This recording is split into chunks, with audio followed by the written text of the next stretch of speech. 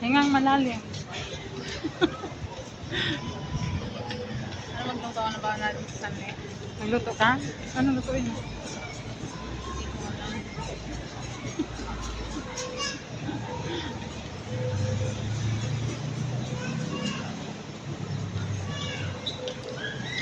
Ay, hindi ko alam kung may luncheon meat pala kanila. Oh, luncheonette, pwede na. Luncheon meat tsaka pritong itlog. Oo, pwede na rin. Oo, kung tayo kumain sa simbahan. Oo, yung pinanano Yung natin. sa ilang kuwan natin doon, Oo. lagay ko siya sa lunch box. Tapos, ibaan ako ng kutsara. Marami pa naman plastic na kutsara doon.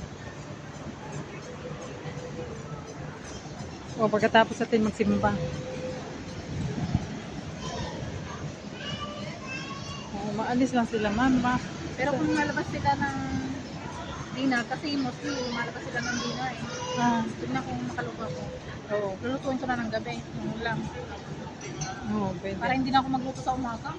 Oo, Pinakaman ko magluto sa umaga ng pwede yan. Kahit, kasi yung kanin dito. pag sila mama umaalis lang, pwede ako magluto. Pwede man na hindi umaalis. Hindi naman pag minsan hindi rin. Umaalis lang sila, ma'am. Hapon na. Ano rin ako magluto kung nandun sila. Oo, oo rin pa. Hindi na. Kasi pag walang istorbo ba? Oo. Tsaka yung hindi pa nagtanong sa akin, ako po. Siyempre, paparinig yan.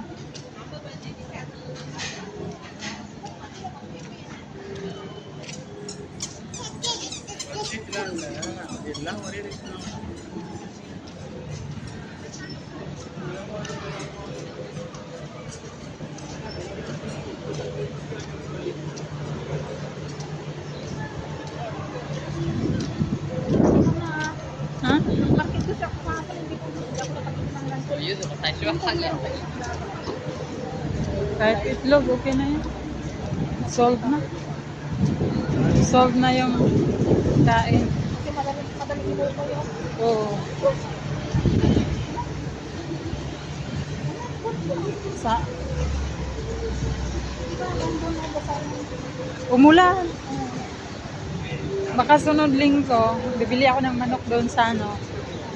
Tapos magbaon ka na lang ng kanin. Kasi ngayong linggo na to may hawak akong ano, hindi ako magpabili. Kasi pupunta pa ako doon sa ano, di ba? Tapos sasakay na ako ng bus. Tapos kayo, punta mo na ako doon para doon na tayo sumakay ng bus.